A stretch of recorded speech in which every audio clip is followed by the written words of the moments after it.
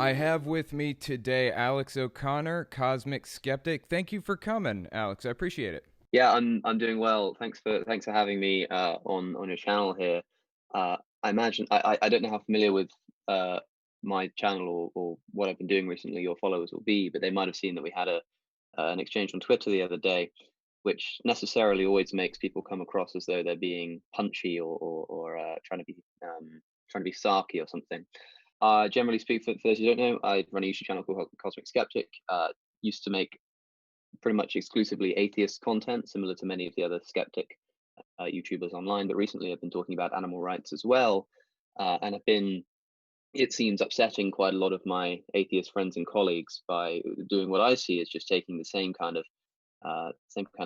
thought processes and applying them to animal rights and tweeting in the same manner that I've tweeted about religion, about meat eating, essentially.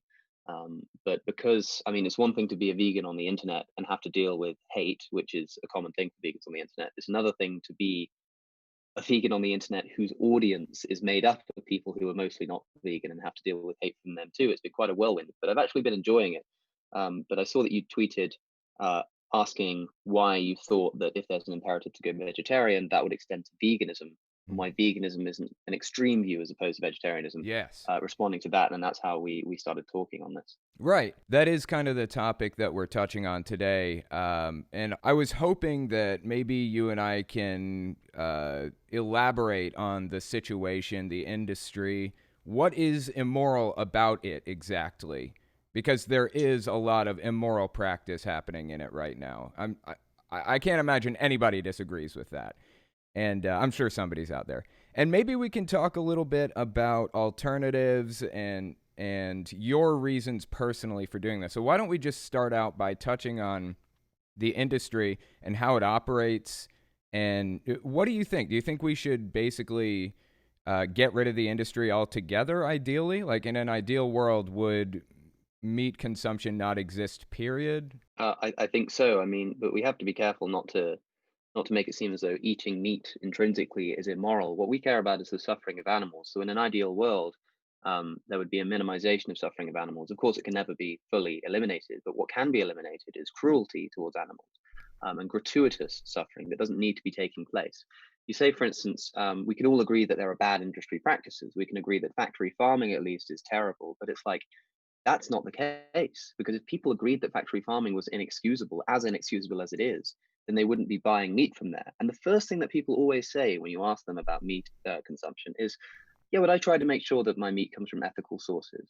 And it's really bizarre that everybody seems to be against factory farming, and yet 95% of meat consumed in my country, at least, comes from factory farms. It seems like somebody's not being entirely honest there. And my first question to people who say that they try to get ethically sourced meat is always, well, where are you getting it from? I mean, which supermarkets are you going to? Which brands are you buying? And they're kind of stuck in the mud because they realize that the reason they've said that isn't because it's actually how they behave, but it's because they know that if they say that factory farming is all fine, then they're going to kind of shoot themselves in the foot a little bit ethically. Because, like you say, even if we don't act in accordance with it, we can all recognize that perhaps we should be doing something about factory farming. And my approach to what we should be doing about factory farming is my approach with any kind of unethical product line, which is to boycott it.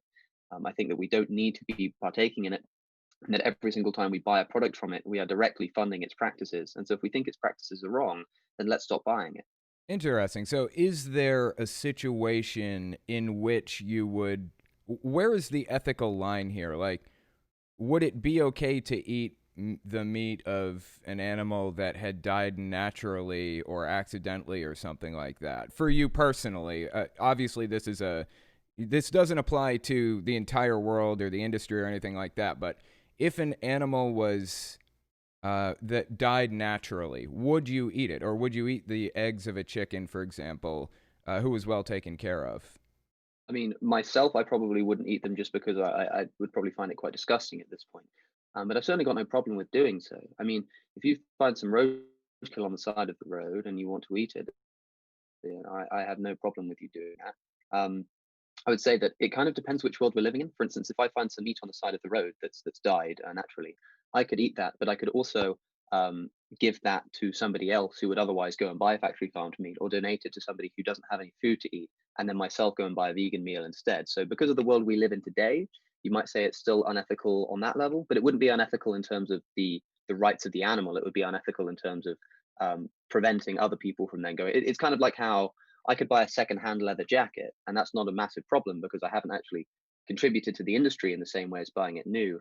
But I'd rather buy a fabric jacket and let somebody else then go and buy that leather jacket to prevent them from buying one new, if you know what I mean. So it's a little bit nuanced, but generally speaking, I mean that there's no problem if the animal doesn't suffer or isn't being if we're not causing suffering to animals, then I don't see a problem with eating their products, if you see what I'm saying. So your issue isn't necessarily with using animal products or eating animal products. Your problem is with the industry.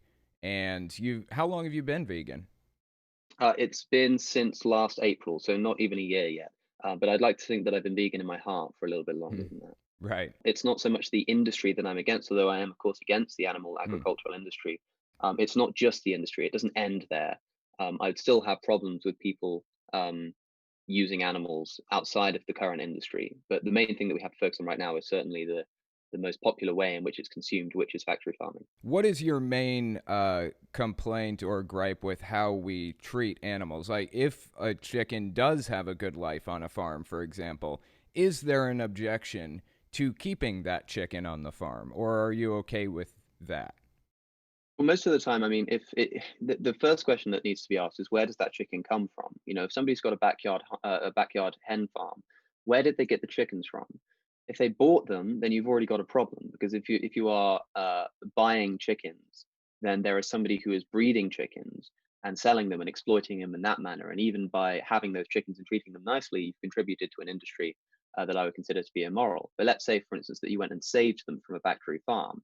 That'd be a very virtuous thing to do. And you take them home and you put them in some kind of sanctuary. The question is then, are we still entitled to use their products? Well, in the case of chickens, these chickens have been bred and engineered such that it depends what type of chicken as well that you get. If you get a broiler chicken, then those chickens are going to be far too heavy for their legs to really carry them successfully. They're going to be in a lot of pain, right? They grow so much faster than they would naturally. It would be the equivalent of like somebody being the size of you or me when they're like 3 years old or something like that. I can't remember the exact ratio, but it's As a something that result of the ridiculous. breeding that we do. Yes, and because of what we sort of feed to them to try and get them to beef up, right? Mm. So they're going to be in a lot of pain that way. With layer chickens, who are a totally different breed and aren't used for meat but purely for eggs, um, the first thing is you're only going to have female chickens because the male ones will have been killed at birth by being ground up alive because of the fact that they're male.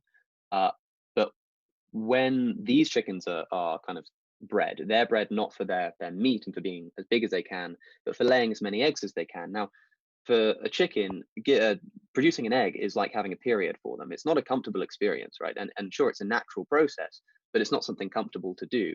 And we've bred them so that they do it far more naturally than they would do uh, if we left them to their own devices.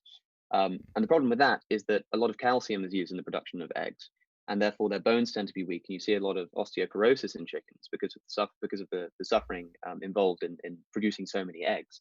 So one thing that you really should be doing when chickens lay these eggs is feeding the eggs back to them to give them the nutrients they need. Now, there will then be some leftover eggs, right, that aren't being used to feed back to them, in which case, again, I don't see a massive problem with taking them. But what I would say is that the only argument against taking them then would be something of the sort of like playing into the normality of the exploitation of animals, which to me is a bit of a dud argument, especially if you're dealing with somebody who recognizes that animals are not ours to be exploited, but is just kind of opportunistically taking these eggs as a byproduct. But if they start kind of giving them to friends and family, if they start maybe selling them to their neighbors and things, then you've got a big problem on your hands. And the second thing that you really wouldn't want to do is then breed those chickens, because you might think, well, I've got these chickens, I'm treating them nicely, let me continue to breed them so that I can keep using their products. I think it's unethical to breed chickens that are going to suffer, as these chickens do, because of their history of engineering in factory farms. So the first Okay. question to ask is where they come from, and then the second question to ask is how can we minimize their suffering? Again, like, is it really like, do we really want to go through all of this trouble just so that we can have an egg? I just don't think that it's worth it. So, what do you think about keeping pets? For example, I have a cat, and of course he's well, I don't think he's an obligate carnivore, but he is carnivorous by nature, I believe. You can correct me on that if I'm wrong. What do you think about having a pet and also feeding him a normal diet versus a vegan diet? Yeah, well, on pet ownership, I think that the concept of the ownership of an animal is a tricky one, as Gary Francione has pointed out, and he talks about a lot about the legality of animals and their kind of status as persons, um, where it should be in law. I think we should treat them the same as we treat the guardianship of any living being. When we have a child, we determine that child's activities. We decide when they go to bed, when they eat, when they're allowed out, when they have to come back in again, but we don't own those children, right? We're their guardian to the extent that they are essentially under our control, but we don't own them either legally or morally. And I think the same thing should be extended to animals. The problem with ownership is that if you genuinely own something, then its value is completely determined on your whim, right? You can decide what it's worth, you can decide what to do with it. But I think that we should have certain regulations. If somebody is neglectful towards their child, the child is taken away, because we recognize that it's not your ownership. You're there to guard it. You know, if I'm neglectful of my sofa, it's not going to get taken away from me because that's mine. I can do with that if I want. Even if it's a waste, it might be a waste of resources, a waste of money. It might be a really bad thing to do, but it's my choice to do it because it's my property. But an animal is not property in that same manner. And the best pet owners are those who don't say, "Oh, this is my dog that I own." They say, like, no, it's more than that. This dog is a member of my family. This dog kind of sits with us at Right. the dinner table. This dog is allowed to sleep on our bed and stuff. It's like the better you get as a pet owner, the more you move away from the concept of ownership and towards a concept of kind of familial bond. And I think that that's how we should approach pet ownership. Right. The language, But though, that we use to refer to pets is kind of mm, has that inherently built into it. You know, you're a pet owner. I mean, we've been saying it this whole time. That's just how the language works. Maybe that should be changed at some point. But I do agree yeah, with you on that. yeah, perhaps. But I don't mind about the language too much. I think it would be useful to stop referring to pets as owned. But if you want to keep doing that, that's fine, as long as we're not actually owning them. As long as that's not what we're actually doing, if you know what I mean. In the same way, I'd call a vegan sausage a vegan sausage. I don't really care what you call it as long as it's not actually a sausage, right? Mm. It's the same kind of thing with pet ownership. As for feeding them, it depends. I mean, it's a complicated business. Like, I think if your pet can survive on a vegan diet, which, for instance, I know dogs can, then I think that the obligation still extends. And people say, like, but what if you can't afford to get vegan food for your dog? Well, to me, that's the same as saying, what if you can't afford to get X, Y, and Z for your dog? If you can't afford to provide for your dog in an ethical manner, then you probably shouldn't have a dog. Um, when it comes to feeding them, yeah, if they can survive on a vegan diet, then you should do. If they cannot, then at the very least, what you should be doing is minimizing how much meat they eat, or animal products they eat. So don't just think, Mm. well, this is a carnivore, therefore I'm just going to feed it a meat-based diet. I think, well, what's the minimum I can be feeding them? What's the minimum I can do here? Um, it's one of those kind of complicated gray areas, right? And there's a lot Mm. to be discussed, but I think there are at least preliminary answers that we can have to that while we still try to work it out. But it's going to be very difficult to work that out, and very difficult to do real scientific study into what our animals can survive on in terms of their diet, or to produce alternatives, for instance, while the world is still normalized eating animals ourselves. I mean, we're not going to care about what our pets are eating until we've started kind of worrying about what we're eating. So I think those are the kind of steps we should take in the meantime, but we're not going to be able to fully solve that problem until we've decided as a society that we need to stop exploiting animals. Your positions on these subjects seem pretty reasonable to me. Like I don't think that you're being extreme in anything that you're espousing or anything like that here. What do you think we should be doing about the deer population or various other populations of animals that if we let them get out of control or if hunters let them get out of control could be really damaging to the environment? Yeah, so this is a separable issue of wild animal suffering, which a lot of vegans don't talk about. There are some great essays by a guy whose name I always forget, but perhaps I'll find it afterwards and put it in the comments or Yeah. something. But he writes a lot about wild animal suffering. It's something that a lot of vegans don't perhaps realize, that the majority of animal suffering going on is in the wild. Um, and most people think of predation, but as well as predation, you've also got disease and suffering and starvation and all kinds of things that these animals are going through. It's essentially like a natural factory farm, if you will. Um, Vegans are about the minimization of unnecessary suffering, right? So if that requires some kind of intervention to minimize suffering, then I think that we'd be justified in doing it. Um, Peter Singer has made the argument that every time we've tried to kind of intervene in nature, it's usually made things worse than made things better. But he misses the point that we've never intervened in nature with the pure purpose of trying to make things better for the animals, right? That's not something that we've done before. So when it comes to like population control, I think there's an argument to be made that yeah, maybe it's okay to painlessly kill animals, but the problem is it's like we've got to start thinking about animals in an ethical sense as like persons in a kind of moral sphere, and think about how we treat human beings in the same position. For instance, one of the greatest contributors to global warming is overpopulation, right? It's no doubt about it. And in fact, overpopulation is destroying us. It's destroying our land. It's using our resources. It's creating food crises and all sorts of things.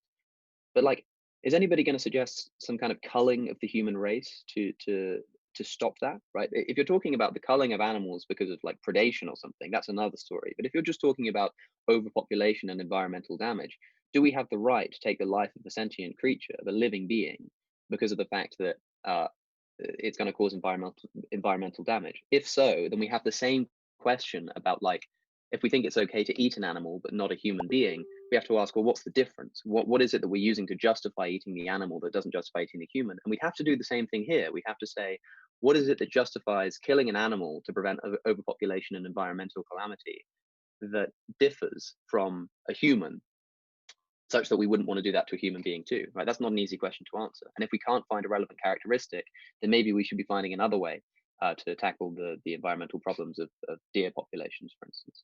I had a couple of questions from my audience, actually. I told a couple of friends that I was going to be talking to you about this. And so I would be remiss if I didn't ask these questions from them. One of whom is a vegan, and his question to you, he had a couple of them. What advice would you have for people who can't fully afford this or have health problems that might prevent them from fully boycotting factory farming? Hmm. Well, firstly, don't let people tell you that that's the situation you're in. Work it out for yourself. A lot of people will tell you that being vegan is more expensive.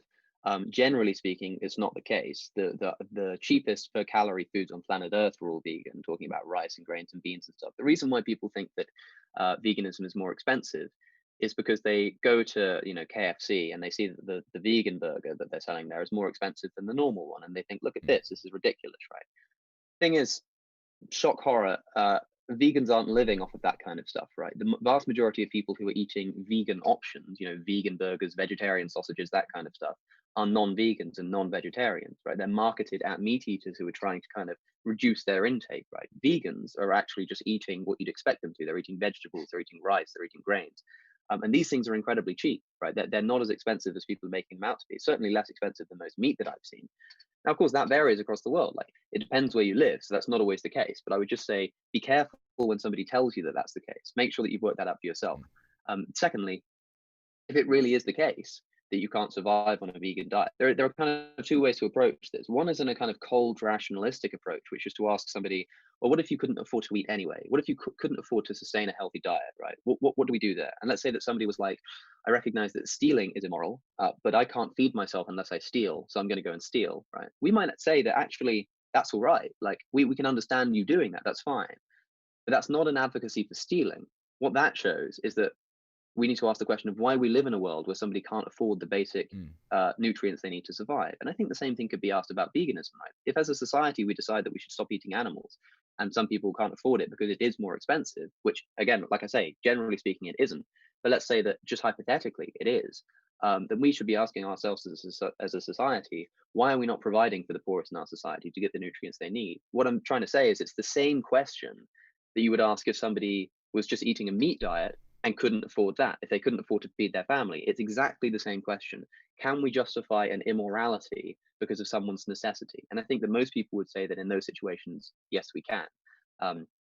The other way to approach it is to say that, well, veganism is about minimizing unnecessary suffering. And if like it really is necessary for you, either because of your health or because of your financial situation to eat meat, then it falls within the definition of veganism to be doing so. Like if you use medicine that's been tested on animals, it would be foolish, because I could say that like the medicine that I would use if I had some horrible illness that was tested on animals, like that's not worth it in a basic evaluation of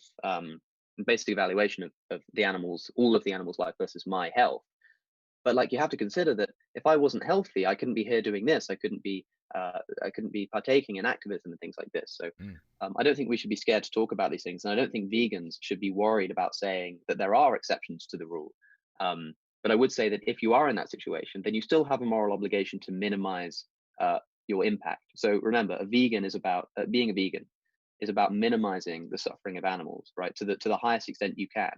Now, the highest extent you can for most people is entirely, right? The highest extent that I can eliminate animal suffering is to eliminate it entirely, or cruelty, I should say, is Mm. to just stop, right? For some people, that might not be the case, but they'd still have the exact same moral obligation as I do and you do, which is to minimize it as much as practically possible. I know that one of the issues that I have is people drawing hard, dark lines and removing nuance from the situation entirely. So you'll find, like you were saying, say there's this medicine that uh, was tested on animals and you need it to live. Like literally, in this hypothetical situation, if you don't take this right now, then you're going to drop dead on the spot. Mm.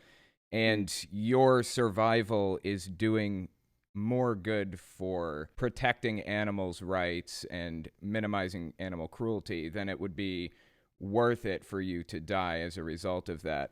It starts concerning me a little bit if I were to find a vegan who would draw that hard line and say, I don't care, I'm going to die instead, out of principle, things like that. I feel like keeping nuance in the conversation is extremely important. Yeah, but the biggest nuance that we need to pay attention to is asking why we need to be asking the question in the first place. Mm. Like, why are we in a situation where somebody would have to choose between exploiting animals and keeping up their health, right? Sure, when you're in that situation, in terms of practical ethics, we can decide what we should be doing.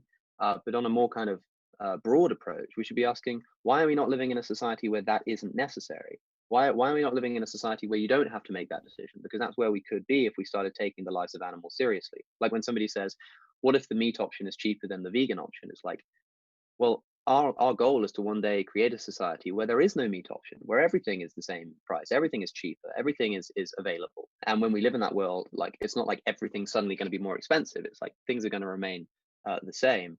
But people will just it's just about kind of moving towards the world that we want to see, not just about making the individual decisions. I think that in the case of boycotting factory farming, for instance, that's what you can do to move towards that world. So the individual choice you make helps us move towards that world. But it's that world that we have in mind, not just like the individual cases of somebody going Mm. vegan or not. You know, if I have a friend who goes vegan, I've had quite a few friends or people at university who I've spoken to and have gone vegan, and they might say like, yeah, but I messed up the other day. I had this thing and I didn't realize I had cheese in it or something. It's like I can either say, in response to somebody who does that kind of thing, I can either say, well, you're not a real vegan, and you shouldn't have done that, or I can say, wait, this person's on my side here. If we lived in a world where cheese wasn't readily available, that wouldn't have happened. Unlike the person over here, who it doesn't matter whether cheese is normalized or not, they did it on purpose, right? And again, if we have the world in mind, I can say to this person who ate the cheese, you're on my side, you're a vegan, you're fighting for what's right, and this person is not, and this person should be changing their behavior, not because of what they're actually doing, because they both did the same thing, but because of the intention and because of the world that we're striving to move towards. Where is the line between extremism and non-extremism in this debate, do you think? Obviously, there are extremist people in every movement. There are extremist atheists. There are extremist Christians. I mean, that's just the nature of people and interactions, right? Where is the line with this, do you think? I mean, it's hard to say. Like, it's not an easy like you can't just kind of answer a question like that with a simple answer. I think Mm. that you could ask, for instance, let's take so bear in mind that I'm on the side of veganism here. Let's take an issue that we would agree on. Pick any moral issue you like and just ask yourself what where's the line with extremism. But it's not just the question of where's the line with extremism, but is extremism sometimes justified, right? Mm. There's nothing more extreme than the way that we're treating animals in factory farms, right? And so when someone comes along to me, somebody who just writes essays on the internet and responds to people's tweets when they say things that I consider to be utterly unreflective, and they say that you're being extreme, I think, look, what am I fighting against here? Mm. Like, where's the extremity coming from, right? Um, I think that like there are unhelpful ways to go about vegan advocacy, and I'd rather frame the discussion in terms of that. Like, what are helpful ways to advocate, and what are unhelpful ways to advocate? Talking about extremity, it's something of an arbitrary label that we can throw on things. Like, Mm.